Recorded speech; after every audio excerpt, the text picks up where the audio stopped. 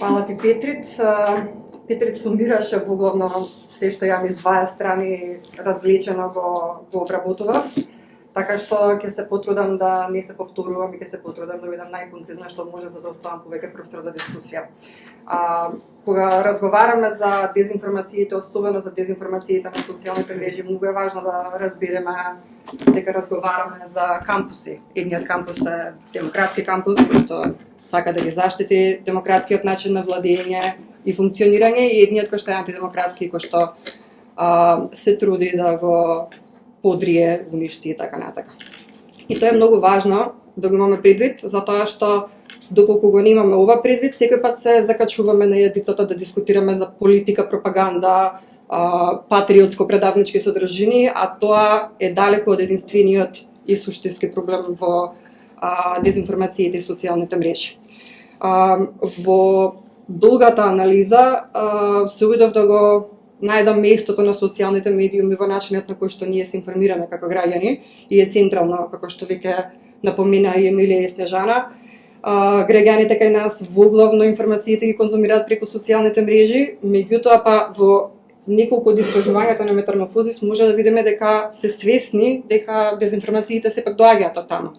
Дека и онлайн измамите се таму и дека се изложени на штетни содржини. Меѓутоа, кога ќе погледнеме еден слој подлабоко и ќе се прашаме колку дезинформацијските наративи се препознатливи за нив, ќе видиме дека не се. Односно дека дезинформацијските кампањи продреле и успеале да ги уведат луѓето во одредени теории на заговор или докажани дезинформации. Тоа не води до следниот дел во кој што сваќаме дека постојат и мрежи и координирани групации кои што вршат неавтентично делување. И ова неавтентично делување е често пати прескриено под превес на анонимни профили, на анонимни групи, често пати кои што се и во временски и физички дел длабоко скоординирани и кои што имаат конкретни цели. Во нашиот случај или во нашата земја, тие се скоро без исклучок врзани со евроатлантската интеграција. И секој пат кога имаме политички моменти во земјата на кои што треба да се влијае на јавното мислење. Нема да навлегувам посебно во сите примери, затоа што ги има доста и затоа што се добро обработени, но би сакала повеќе да навлезам во алгоритмите на социјалните медиуми, зашто е тоа возможно. Едно е отсуството на регулација, која што веќе го зборија и Емилија и Снежана и нема да го повторувам, ама е јасно дека треба да ни се случи и дека треба да го направиме на многу внимателен начин. Јас исто не сум фан на пререгулација, затоа што не верувам дека може со пререгулација да се постигне било каков позитивен напредок, меѓутоа па и отсуство на целосна регулација, како што ќе видиме, остава простор да добар дел од граѓаните бидат незаштитени. До сега, она кое што го имавме на социјалните мрежи, особено ако тоа го гледаме низ призмата на Мета, имавме соработка со проверка за сервисите за факти и модерација на содржина. Филип ќе збори за проверката на факти, јас ќе се осврнам на модерацијата на содржината. Во случаеве на, да речеме, TikTok и Twitter, односно сега веќе X, е многу потешко да се збори за модерацијата на содржината.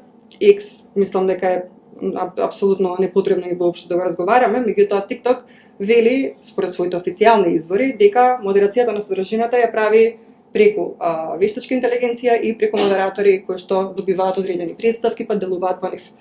Има серија на описи за тоа како се прави модерацијата на содржината, кога таа има насилни елементи, кога промовира екстремизам, кога промовира радикализација и така натака. Меѓутоа, ако ги погледнеме податоците, ќе забележиме дека човечките модератори во TikTok минатата година доживуваат масовни отпуштања, додека подпирањето го прават на вештачка интелигенција. Дека се поминува низ филтерот на вештачка интелигенција покажува постоењето на неонаци групи кои што промовираат отворено насилство и нестрпнати како содржина.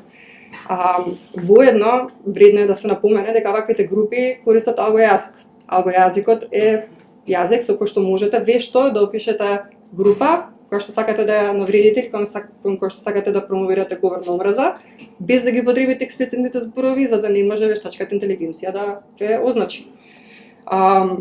Мета имаше своја модерација на содржина, осам соработката со сервисите за проверка на факти, која што значеше многу често многу побрза реакција отколку што една држава може да ја направи. Што значи брзата реакција? Брзата реакција значи дека кога ќе се утврди дека постои елемент на говор на омраза, промоција на насилство, промоција на тероризам, радикализам и така натака, може или да ја означи информацијата, дека е неточна или дека е штетна, или да ја тргне содржината ако е противзаконска.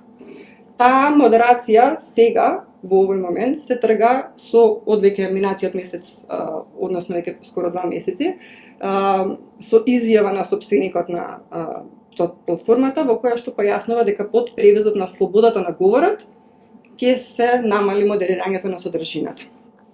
Ние и во нашата земја, иако не сме дел од Европската унија, имаме серија на закони кои што ги штитат човековите права, меѓу кои и човековото право на слобода на говор, но секако со одредени ограничувања, а тоа е доколку тие не задираат во други човекови права, односно не ги прекршуваат. Па така, нашиот кривичен законник препознава серија на членови со кои што може ова да се ограничи. Збориме и во случај на дискриминација, во случај на говор на омраза, и во случај на малолетничка порнографија и така натака. Меѓутоа збориме и во делови каде што се во законот за заштита на лични податоци, например.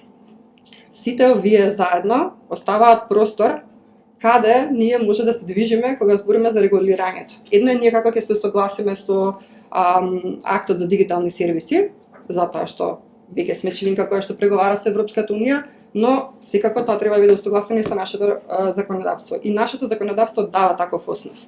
Со тргањето на модерацијата на содржината на мета, правиме 10 чекори назад.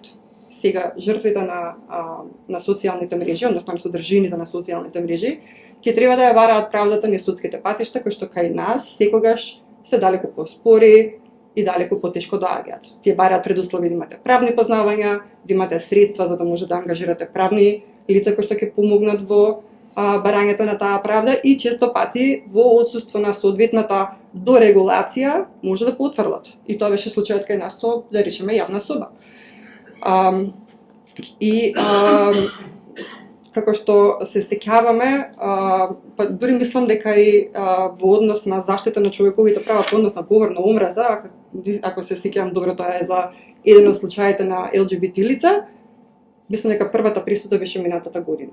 Значи, долго време, мислам дека можеби година дена траеше судскиот процес за да се стигне до правдата дека некој го нарушил вашето право и извршил дискриминација, а да не предпоставуваме дека тоа на дневна база се случува во огромни количини на социјалните мрежи. Една е димензијата на човековите права и таа е најчесто дискутирана. Нели, дали ние со нашиот говор и со нашата слобода на говор ќе навлеземе во туѓото човеково право на себеопределување, дали ќе извршиме дискриминација и така натака. Меѓутоа, ние имаме и друга димензија, таа е безбедносната димензија. Ние не можеме под привезот на слобода на говор да дозволиме промовирање, да речеме, на насилен екстремизам, на радикализам, на верски радикализам, тероризам и така натака. Тоа се елементи кои што и сега во нашето законодавство и како имаме и тела и закони кои што штитат да не може да се случуваат, така што социјалните мрежи не би требало да бидат просторот каде што тоа ќе биде дозволено под капата на слобода на говор. Надвор од конкретната безбедносна димензија, имаме една која што е безбедносна и демократска во исто време, а тоа е демократското право на избор, односно изборите кои што се случуваат кај нас скоро традиционално секоја година. Ние се уште не сме стигнати во фазата во која што други земји имаат далеку по-софистицирани проблеми од типот на дипфейковите кои што може да се појавуваат во изборните кампањи. Меѓутоа и така како имаме масовно ширење на дезинформација и говор на омраза кои што се амплифицираат во време на изборните кампањи и влијаат на начинот на кој што ние ги носиме одлуките поврзани со тие избори. Како што кажав на почетокот, ако сме ние демократи, ќе сакаме граѓаните да имаат слобода на одлучување и политичките кандидати да си ги кажат своите ставови, па врз основа на нив некој да гласа за нив. Меѓутоа, во моментите кога дезинформатиските кампањи ќе ги доведуваат граѓаните во заблуда, не имаме проблем. Немаме ние, има цел свет и јас во оваа анализа ги обработив конкретно Романија и Молдавија, затоа што не се тука блиску во комшилукот, иако во суштина нема земја која што го нема овој проблем и која што се има целосно справена со овој проблем. Крајно, она кое што сакав да го напоменам и кое што можеби е поважен фокус е начинот на кој што нерегулираните социјални мрежи, односно медиуми, влијаат особено врз малолетната популација. И тука веќе го имаме примерот и на тужби кои што се добиени против социјалните медиуми, а кои што се однесуваат на предизвикување на зависност кај малолетни тинејџери, меѓутоа во нашиот случај, во нашата земја и во регионот, ние знаеме и за случаи каде што малолетници починаа следејќи TikTok предизвици. Што значи дека изложувањето на содржините, особено на малолетната популација, не смее да биде занемарено или изоставено од регулирањето.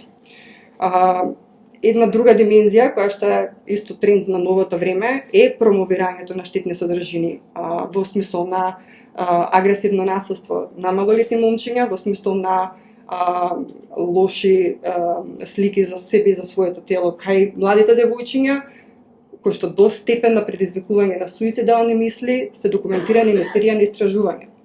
Што значи дека тоа е проблем кој што треба да го третираме како што исто би го третирале било кој проблем со зависноста, да речеме со опијатите, наркотиците и така натака. Јас ќе запрам тука, затоа што го гледам Петре како ме гледа, а за решенијата ќе се осврнеме во второто излагање.